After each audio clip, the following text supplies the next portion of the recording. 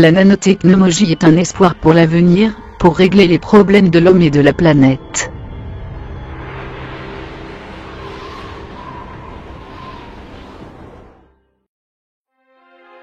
Cette technologie d'infiniment petit est une révolution. La maîtrise des atomes peut donner un espoir aux nouvelles générations. Par exemple, dans la construction, il serait possible d'imaginer des immeubles se créant pour ainsi dire eux-mêmes, des routes ou des tunnels se creusant de la même façon. Nourriture. Il serait possible de fabriquer une paire de chaussures, de recréer de la nourriture directement à partir de l'air et de quelques déchets. C'est ce que fait la chaîne alimentaire, et il est certainement possible d'arriver directement à un steak frites avec salade, sans passer par la croissance de laitue, de pommes de terre, l'élevage d'animaux, puis leur traitement avant que le plat final n'arrive dans notre assiette. Médecine, durée de la vie. Il serait possible de construire de minuscules nanorobots, capables de se déplacer à l'intérieur du corps humain, voire dans les cellules du corps humain, à la recherche d'agents infectieux, de cellules cancéreuses, par exemple pour les marquer pour destruction par le système immunitaire, ou même pour les détruire directement. Il a même été envisagé que ces robots aillent réparer directement l'ADN endommagé des cellules. Des applications plus étonnantes encore sont imaginées. Réparation active de lésions, au lieu d'aider le corps à se raccommoder tout seul, comme le fait la médecine chirurgicale actuelle. Il serait possible d'aider plus activement à la reconstruction, voire de recréer directement les tissus ou les organes atteints. Augmentation des capacités du cerveau, par exemple par interfaçage direct avec des nano-ordinateurs ou des banques de données. Amélioration des tissus, augmentation de la solidité des os, etc.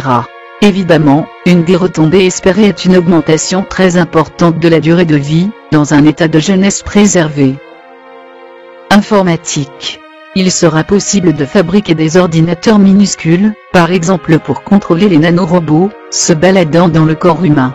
Les projets actuels laissent entrevoir des ordinateurs plus puissants que les superordinateurs actuels, maintenant dans un cube de 10 microns de côté.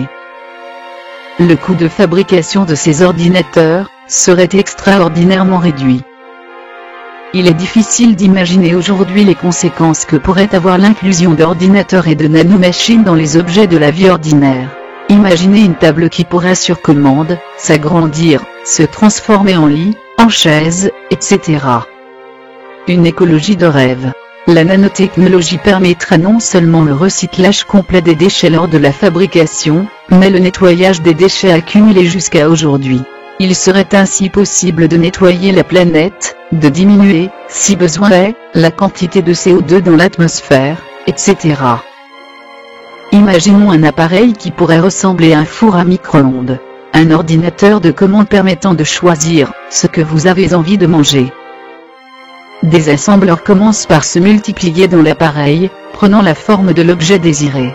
Puis, une fois la structure créée, ils assemblent l'objet choisi, atome par atome. Il serait possible d'arriver directement à une pizza ou un poulet rôti, sans passer par la croissance du poulet, ou faire pousser les ingrédients d'une pizza, avant que le plat final n'arrive dans notre assiette.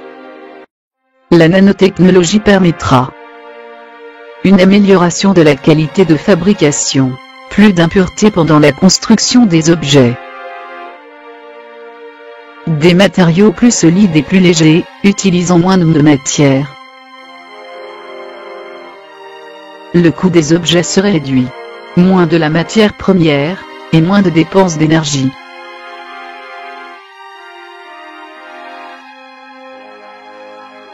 Le coût de la main-d'œuvre serait quasiment nul, tout automatisé.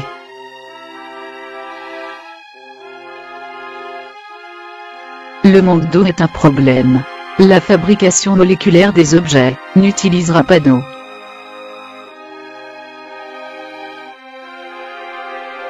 La construction légère et solide, et plus performante des appareillages électriques, permettra l'utilisation de l'énergie solaire au maximum, en améliorant le stockage d'énergie.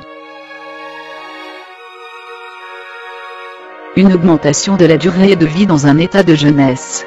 Des nanorobots se déplaçant dans le corps humain pour réparer les cellules infectieuses, détruire les cellules cancéreuses, même réparer les cellules de l'ADN endommagé, solidifier les os, les tissus etc.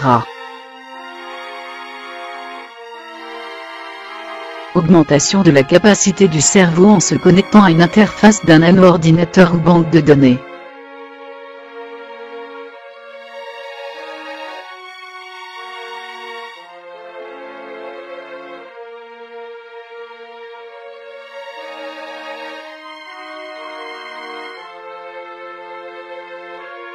Ces micro-laboratoires devraient être capables de faire, en une fois, toute une série d'analyses, par exemple le bilan sanguin d'un patient à partir d'une micro-goutte de son sang. Un rôle important dans la dépollution et l'épuration de l'eau. Certaines populations, plus la filtration est efficace, plus les impuretés sont retenues. Certains nanopores seront comme des agents filtrants. Nous achèterons des nanorobots au kilo ou à la tonne. Ils prendront les formes de nos besoins selon notre volonté, et changeront à notre demande. Nanorobot, transforme-toi en cabriolet, puis en bateau, puis en canapé, puis en service de table, en vêtements, en maison. Fais un grand séjour car je reçois ce soir, réduis le séjour et crée les chambres car nous allons nous coucher, etc., etc.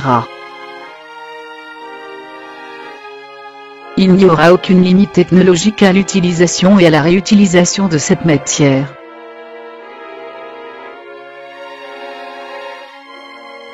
Vous croyez à un délire? En 1950, si les scientifiques auraient annoncé que l'homme marchera sur la Lune dans une vingtaine d'années, ils auraient dit que c'est absurde. Il existe déjà plusieurs centaines de produits issus de la nanotechnologie non signalés, vous les utilisez sans que des études sur l'environnement et sur les êtres vivants soient sérieusement effectuées. Voici quelques produits.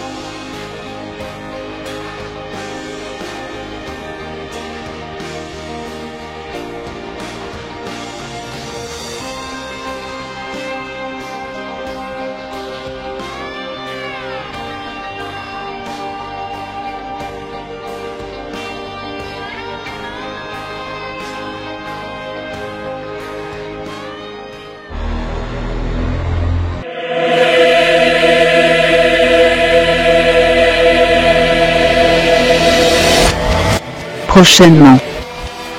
Les dangers de la technologie et une nouvelle société.